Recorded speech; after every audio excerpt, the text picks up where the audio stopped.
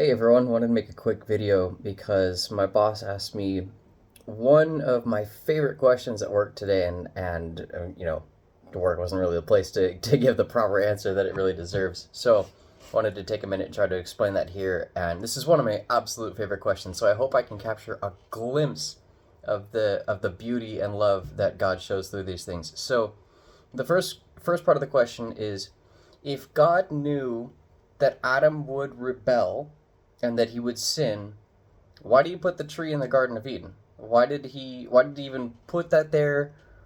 Basically, why didn't he just um, put him in a situation where nothing bad would happen?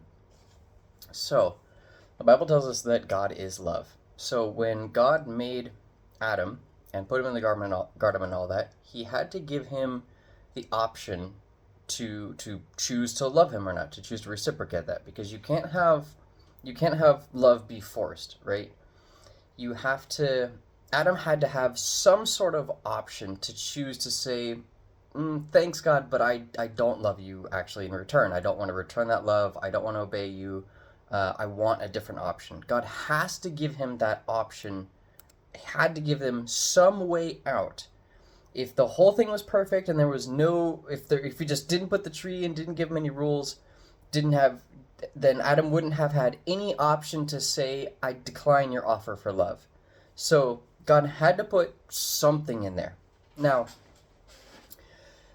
he he put him in the garden, gave him just the one rule: don't eat from this tree. Everything else is perfect in this situation. He's got no bad influences from culture, no bad influences from family, media, movies, you know, dirty sites on the internet, nothing. He's got absolutely no other temptation, no other outside influences. And the point of that is really important because that shows us that even in a perfect situation, we would all choose to rebel. Now, if if there had been more than one thing, more than one rule, more than one bad option or anything like that, then we could start to kind of doubt that and second guess. And say, well, I wouldn't have fallen for the fruit thing. I would have been able to stand up against this, or if he had these other influences in his life, or said, oh, well, you could say, I would have been stronger than Adam. I wouldn't have fallen because of this temptation and fallen into rebellion because of that. So he had to keep it really pure, just one rule, one thing you're not supposed to do, and everything else is perfect, and he still went for it. And that's to show us all that no matter what, even in an absolute perfect situation, we would choose to rebel. We all have that sinful nature, that sinful tendency inside of us. Eventually, we would choose to do something bad, no matter what the situation or the circumstance or anything like that. It's the idea of isolating a variable. Um, and then the sort of second part to the question was similar. If Jesus knew that Judas was going to betray him, why did he let that happen? Similarly, it's to show that even though Jesus knew he was going to betray him, he chased him with love and friendship all the way to the very end. Matthew 26:50, as Judas is bringing the Romans to him to betray him, to hand him over to be executed, Jesus greets Judas and says, Matthew 26:50, Jesus replied, "Do what you came for, friend." And the men stepped forward and seized Jesus and arrested him. So even in the act of betrayal, Jesus is showing that even in your worst moment, he still loves you. He still wants you to be his friend. He still wants a relationship with you. He absolutely never gives up.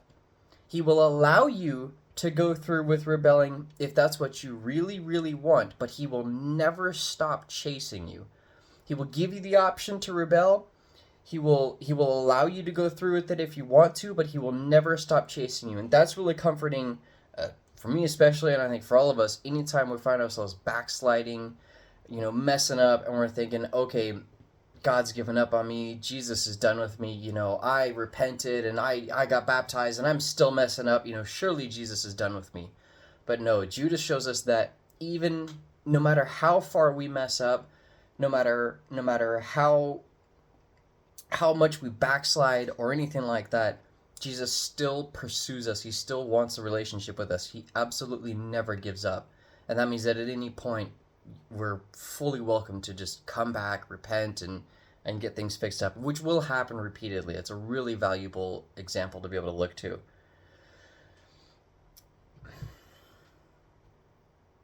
I don't think I have too much more for that off the top of my head here. Just wanted to kind of quickly address that.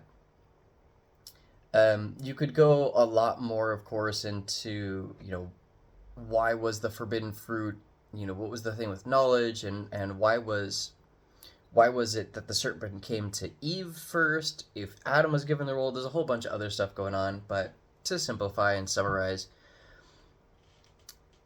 God had to give Adam the option to decline love, because it wouldn't be love if he didn't have an option. If it was forced, it's not love.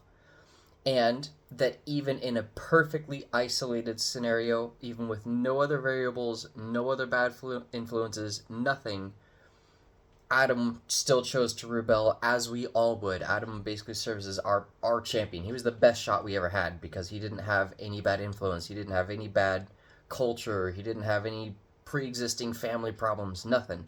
He had an absolutely perfect situation. He still chose to rebel, and we would all do the same thing in his shoes.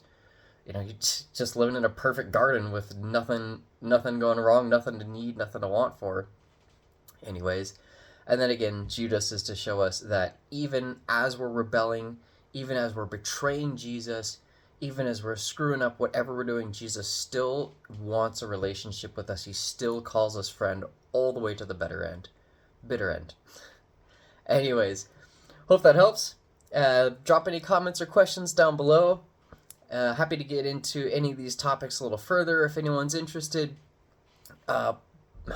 Probably won't get to the Adam and Eve stuff again for a minute. But hopefully, I'm planning in the near future here to get back into the New Testament walkthrough. So anyways, thanks much, guys, and hope to see you guys soon.